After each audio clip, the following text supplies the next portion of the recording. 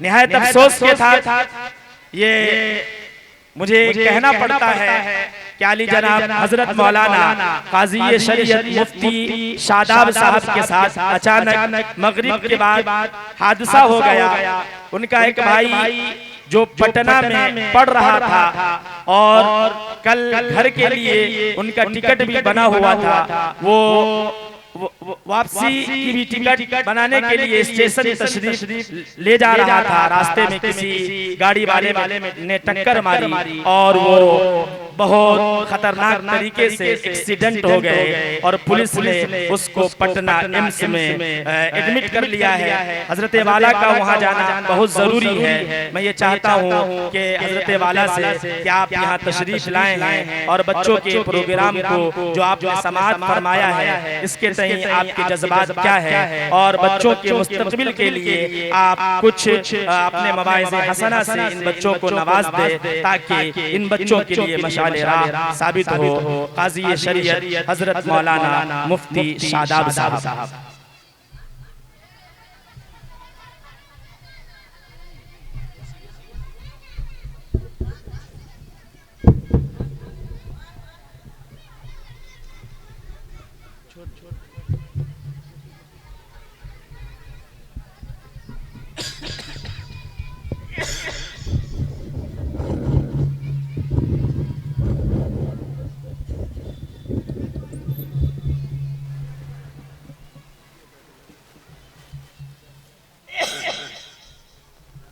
अस्सलामु अलैकुम व रहमतुल्लाहि व बरकातुहू। अल्हम्दुलिल्लाह अल्हम्दुलिल्लाहि रब्बिल आलमीन वस्सलातु वस्सलामु अला सय्यिदिल अंबिया'i वल मुरसलीन व अला आलिहि त्वय्यिबीन त्ताहिरीन। अम्मा बअद, क़ाल नबी सल्लल्लाहु अलैहि वसल्लम इन्नमा बुइस्तु मुअल्लिमन व बुइस्तु लिउतिम्मा मकारिमल अखलाक। व क़ाल तआला फ़ी मौज़िइन आख़र तलबुल इल्मि फ़रीज़तुन अला कुल्लि मुस्लिमिन। व क़ाल तआला फ़ी मौज़िइन आख़र खैरुकुम मन तअल्लमल क़ुरआन व अल्लमहु कमा क़ाल अलैहिस्सलातु वस्सलाम। मेरे मुहतरम बुजुर्गों और दोस्तों, मुझे कोई लंबी चौड़ी तकरीर अर्ज नहीं करनी है।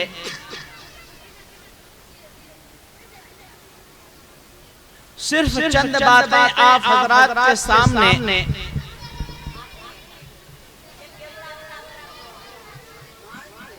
तलबा व तालिबात के तकाबुली प्रोग्राम से मुताल्लिक आपसे मुखातब होना है।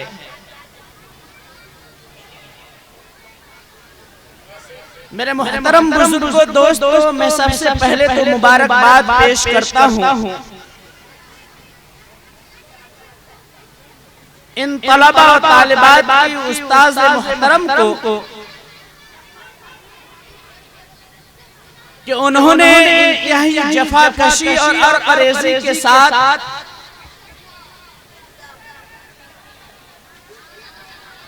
तलबा पर मेहनत किया, जिसका नतीजा आपके सामने है। मेरे मुहतरम बुजुर्गों दोस्तों, मुझे जो असल बातें अर्ज करनी है वह दरअसल इन तलबा व तालिबात के गार्जियन, वालिदैन और सरपरस्त हज़रात से है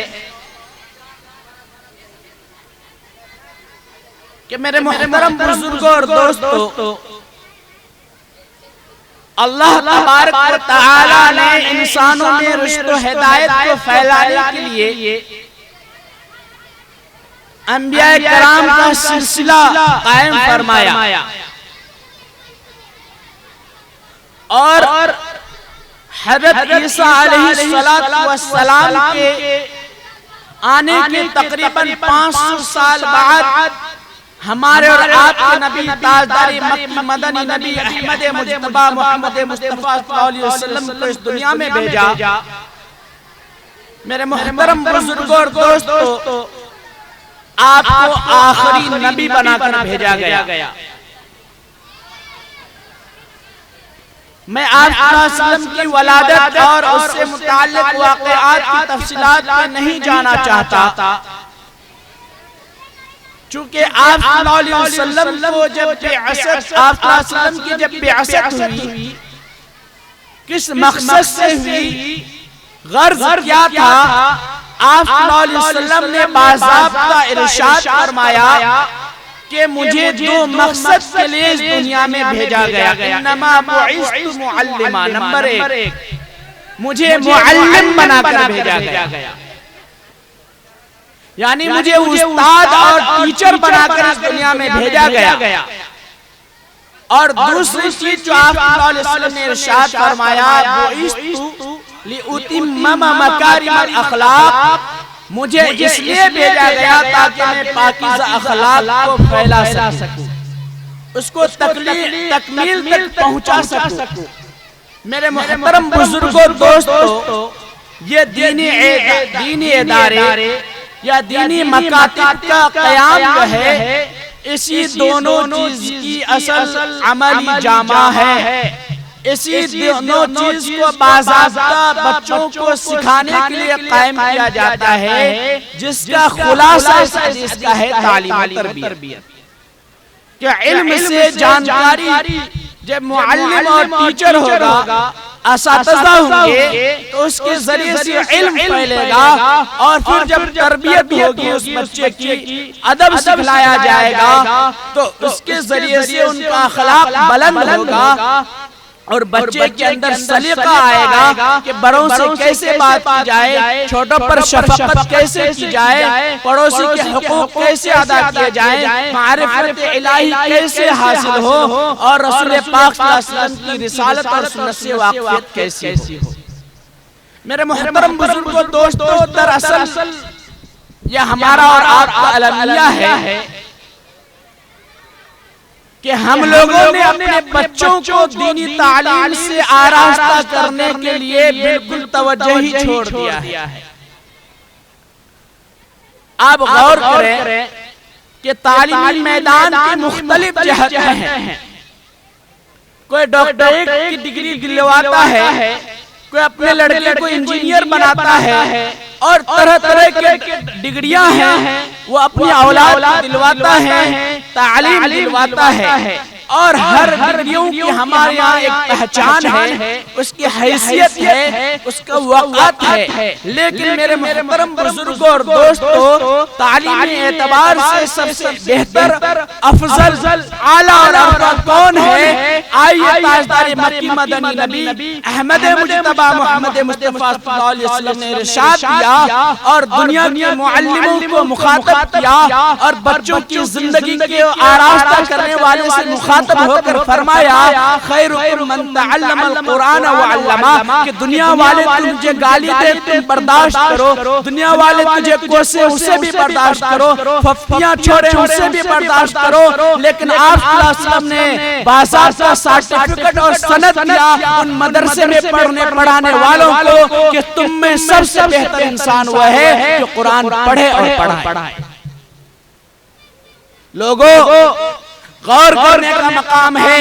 एक मेयार तो हमारा और आपका है कि हमने अफजलियत का मेयार बना रखा है, अरफा और आला होने का मेयार बना रखा है। लेकिन कुर्बान जाऊं ताजदार मक्की मदनी नबी अहमद मुज्तबा मोहम्मद मुस्तफा सल्लल्लाहु अलैहि वसल्लम पर कि उन्होंने जो मेयार बनाया है खैर और भलाई का, अफजल होने का, कि तालीमी मैदान में बेहतर इंसान वह है जो कुरान पढ़े और पढ़ाए। इसलिए मैं गुजारिश करूंगा आप हजरात से, अहले मोहल्ला और अहले इलाका से, कि वो असातिज़ा जो आपके बच्चे की तरबियत करते हैं, इल्म तरबियत से, तालीम और तरबियत से आरास्ता करते हैं, आप उनकी दिल से कदर करें और आइंदा और आगे ये ख्याल रखें कि अल्लाह तबारक व तआला ने चटाई में बैठकर पढ़ाने वाले मौलवी हाफिज आलिम मुफ्ती को किसी आसमान से नबी बनाकर भेजा नहीं गया, बल्कि हमारे और आप में से वो एक इंसान है, उससे भी गलतियां हो सकती है। लेकिन उनकी गलतियों को दरगुजर करना, माफ करना और जाती रंजिश की बुनियाद पर थोड़ी थोड़ी गलतियों पर अंगुश नुमाई करना और उन्हें बड़ा चढ़ाकर पेश करना और उनके हौसला को पस्त करना, आज हमारे समाज का हिस्सा बन चुका है। गौर करने का मकाम है।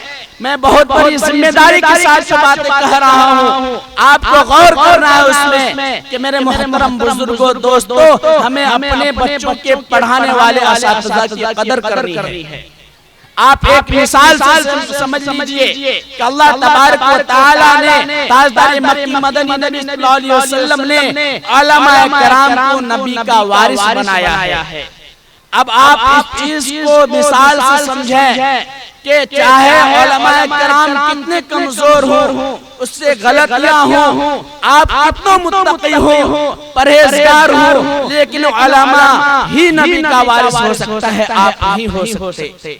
आप उसको एक मिसाल से समझें कि आपके गांव में एक पहलवान हो, बेहतरीन पहलवान हो, वो बड़े बड़े पहलवानों को पछाड़ सकता है, हर तरह के दाव से मैदान को फतह कर सकता है, लेकिन इत्तेफाक से अल्लाह तबारक व तआला ने उनकी औलाद में, उनकी वारिस में ऐसे ही औलाद को जन्म दिया। उन्होंने अल्लाह ने पैदा किया कि कुछ लेगरे हैं, लूले हैं और अपाहज है, कुछ लड़के तो वह है बाज़ाब्ता पहलवान है। मेरे मोहतरम बुजुर्गों, दोस्तों, आप ये सोच लें कि उनकी औलाद में से उस पहलवान की औलाद में जब इंतकाल कर जाएगा वो पहलवान, तो उसका वारिस आप नहीं होइएगा, बल्कि उनका वो अपाहज ही औलाद होगा, क्योंकि उनका वारिस वह है, वही उसकी जायदाद का हकदार होगा। कान खोल कर सुन लें, उलमा अंबिया के वारिस है, यकीनन इनसे गलतियां हो सकती है, लेकिन आप कितनी इबादत कर लें, कितनी रियासत कर लें, उलमा के उस मकाम को आप नहीं पहुंच सकते। इसलिए आपको दरगुजर करना होगा। दूसरी बात जो मैं आगे अर्ज करना चाहता हूँ, अपनी माँ बहनों से और जिम्मेदारों से कि आपको जितना दीन आता है, आप जितनी दीनों शरीयत से वाक़ियत रखते हैं, कलीमा और नमाज से वाक़ियत रखते हैं, आप अपनी औलाद को उतनी दीन सिखलाइए। मिसाल के तौर पर आप पाकी नापाकी से वाक़ियत रखते हैं, नमाज से वाक़ियत रखते हैं, कलीमा से वाक़ियत रखते हैं, तो आपको अपने बच्चों को कलीमा सिखाने के लिए, आपको अपने बच्चों को इब्तिदाई तालीमात दिलाने के लिए किसी आलिम, मुफ्ती और किसी जानकार की जरूरत नहीं। यकीनन अगर आप दीनदार होंगे तो आपकी औलाद भी दीनदार होगी। आज हम और आप अपने बच्चों की तालीम की फिक्र में लाखों रुपए खर्च करते हैं, करोड़ों रुपए फेंक देते हैं, लेकिन मेरे मोहतरम बुजुर्गों, दोस्तों, आज हमारे समाज में इतनी लापरवाही हो गई है कि बच्चा 10वीं तक पास हो चुका है, लेकिन आज तक हमने पलट कर नहीं पूछा, बेटा आज इस जमाने अभी का रिजल्ट कैसा है, तुम्हारी तालीम कैसी है, आज तक हमने अपनी औलाद को नहीं पूछा। मेरे मोहतरम बुजुर्गों, दोस्तों, आज तक हमने अपने औलाद को ये न कहा, बेटा तुझे नमाज पढ़ना नहीं आता, तू जवान हो चुका है, कल बच्चे का बाप बनेगा। मेरे मोहतरम बुजुर्गों, दोस्तों, अगर हम अपने औलाद की फिक्र न करें, हम उन्हें चटाई मदरसे की चटाई तक नहीं पहुंचा सके, तो घर में बैठा कर उतनी दीन जो आप चौक चौराहे पे खड़े होकर लोगों को दीन की नसीहत करने लगते हैं, हदीस शरीफा से वाक़ियत कराते रहते हैं, आप अपनी औलाद पर मुंतकिल कीजिए, तब जाके समाज में तब्दीली आएगी। और आखिरी बात जो मैं अर्ज करना चाहता हूँ वो ये है कि हमारी माँ और बहनें, हमारी माँ और बहनें समाज में रहने वाली औरतों को देख कर अमल न करें, बल्कि उलमाए किराम के बयानात को सुने, हजरत फातिमा रज़ियल्लाहु ताला अन्हा की हयात तय्यबा से मुतालिक तकारीर को सुने और किताबें पढ़े। हजरत आयशा रज़ियल्लाहु ताला अन्हा की जिंदगी से मुतालिक किताबें पढ़े और उनकी तकारीर सुने और अपनी औलाद को बेहतरीन शौहर, बेहतरीन औलाद तैयार करें, अपनी बेटी को बेहतरीन बेटी और बेहतरीन बहू तैयार करें। मेरे मोहतरम बुजुर्गों, दोस्तों, हमारे समाज का यह हालत है कि हम तो दीनदार बहु तलाश करते हैं लेकिन दीनदार बेटी बनाने के लिए तैयार नहीं।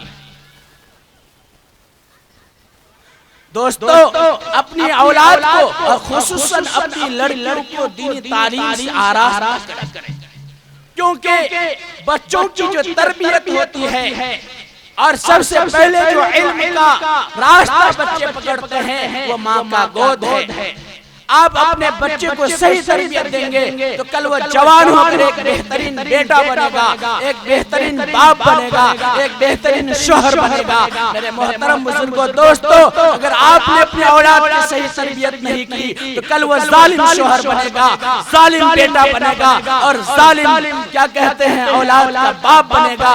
औलाद पर अलग जुल्म कर रहा होगा, बीवी पर अलग जुल्म कर रहा होगा, माँ बाप की गर्दन पकड़ कर घर से अलग निकाल रहा होगा। मेरे मोहतरम बुजुर्गों, दोस्तों, फिर उस वक्त आप किसी आलिम के पास जाकर, किसी पीर साहब के पास जाकर तावीज़ गंडे करा ले, दर की ठोकरें खा ले, कुछ होने वाला नहीं है। इसलिए मेरे मोहतरम बुजुर्गों, दोस्तों, आप अपनी औलाद के मुस्तकबिल को संवारने की कोशिश कीजिए, उसको समाज का बेहतरीन इंसान बनाइए। और एक बात याद रखिए, आप अपनी औलाद को अपने मस्जिद के इमाम, गांव के अहले इल्म से जोड़िए। एक चीज याद रखिए कि आपके औलाद को गांव के इमाम साहब अगर दौलत नहीं दे सकते हैं, मैं गारंटी के साथ कहता हूं कि अगर आपके औलाद की मोहब्बत इमाम साहब से हो गई, गांव के अहले इल्म से हो गई, तो कभी गुमराह नहीं हो सकता है, बेदीन नहीं हो सकता है।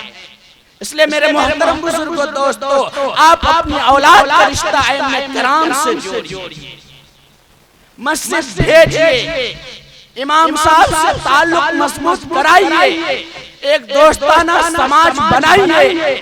और सिर्फ दूसरे पे उंगली उठाने से, दूसरे को कोसने से कुछ होने वाला नहीं है। दूसरी बात, जो सबसे अहम बात आखिरी में है मेरे मोहतरम बुजुर्गों, दोस्तों, कि अल्लाह तबारक व तआला ने हमारे और आपकी गलती की बुनियाद पर, हमारे और आपकी लापरवाही की बुनियाद पर जो समाज में बुराइयां हैं, बेहयाइयां हैं और बदकारियां हैं, ज़िनाकारियां आम हैं, उन हालात की बुनियाद पर मेरे मोहतरम बुजुर्गों, दोस्तों, इस मुल्क में, हिंदुस्तान में हमारे ऊपर जो तरह तरह के मसालिम हैं, यहाँ तक कि हमने इंसाफ के लिए जिस अदलिया पर भरोसा कर रखा था वहाँ भी हमें नाउम्मीदी मिल रही है। दोस्तों, आज एक मस्जिद हमसे गई है, आज भी आपके पास आपके गाँव मोहल्ले की मस्जिदें हैं, आप उन्हें आबाद करें, वरना वो वक्त दूर नहीं है, वो वक्त दूर नहीं है कि कल आपके मोहल्ले की मस्जिदें भी आपसे छीनी जाएंगी।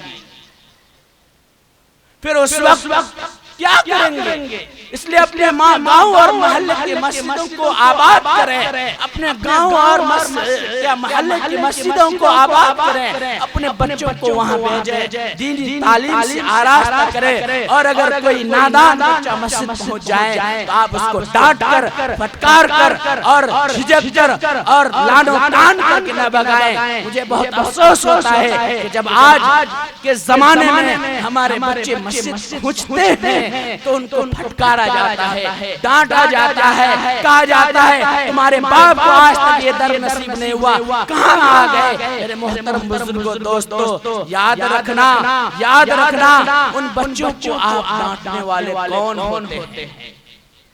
और सबसे बड़ा मसला तो यह है कि बच्चे जो थोड़ा शोर करते हैं, हमारे बूढ़े बुजुर्ग जो नाना की उम्र के हैं, दादा की उम्र के हैं, मस्जिद आते आते 80 साल की उम्र को हो गए हैं, वो जब शोर करते हैं, वो जब हंगामा करते हैं तो उसे कोई टोकने वाला नहीं। एक बच्चा जब शोर कर ले तो पूरी मस्जिद के बुजुर्ग हंगामा करने लगते हैं। आखिर ऐसा क्यों? जब मस्जिद में खुद उस बच्चे के दादा और नाना की उम्र के लोग हंगामा करेंगे तो आखिर उस बच्चे को क्या तरबियत मिलेगी।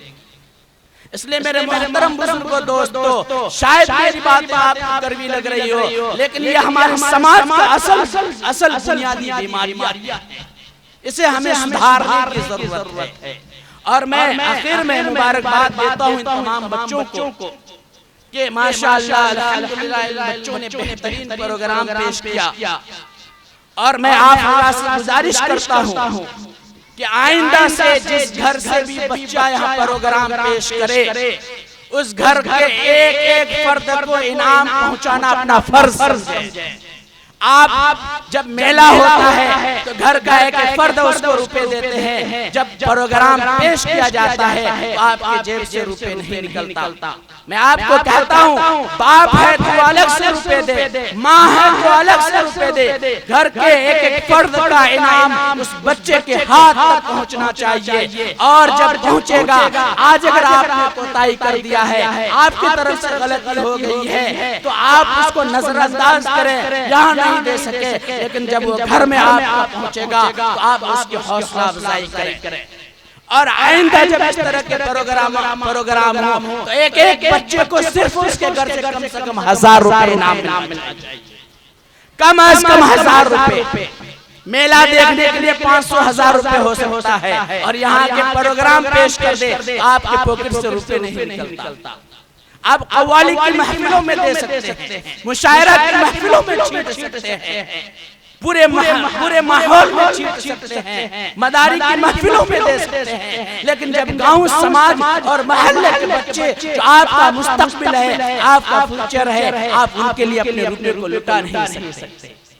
इसलिए मैं कहता हूँ यकीनन ये आपकी मुबारकबाद, आप मुबारकबाद के मुस्तहिक हैं कि आपने इतना प्रोग्राम सजाया है, आपने बनाया है। लेकिन उससे ज्यादा यह है कि आपके प्रोग्राम से 10 बच्चे अगर कल बाज़ाब्ता इस प्रोग्राम से इंप्रेस होकर और खुश होकर फिर इस प्रोग्राम से नहीं जुड़ा, मकतब से नहीं जुड़ा, तो फिर इस प्रोग्राम का कोई फायदा नहीं।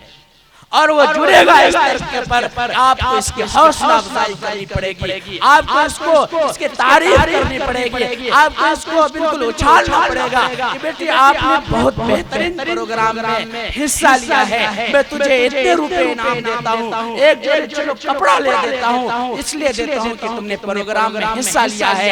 इंशाअल्लाह अगले मरहले में अगर तुम लोगी तो हम दे रहे हैं, अम्मी भी तुझे इनाम से नवाजेंगी और घर के दिगर अफराद भी नवाजेंगे। होगा भाई, ऐसा होगा। आप लोग हाथ भी नहीं उठाना चाह रहे हैं, कह रहे हैं कि हम लोगों ने तो जलसा कर दिया है, मौलवी साहब को तो बुला दिया, उनका काम तकरीर करना है, बस तकरीर हो जाए, बेहतरीन तकरीर करके चला जाए, उछल कूद हो जाए, हम इस काम से सुने इस काम से निकाल दें। ऐसा नहीं होने वाला है। एक एक को जिम्मेदारी लेनी पड़ेगी। अगर एक आलिम है तो अपनी हैसियत से जिम्मेदारी निभाए, अगर एक इमाम है तो अपनी हैसियत से जिम्मेदारी निभाए, अगर एक मुखिया है तो अपनी हैसियत से जिम्मेदारी निभाए, अगर एक समिति है तो अपनी हैसियत से जिम्मेदारी निभाए। आप अगर एक वालिद हैं तो अपनी हैसियत से जिम्मेदारी निभाइए, अगर आप माँ हैं तो अपनी हैसियत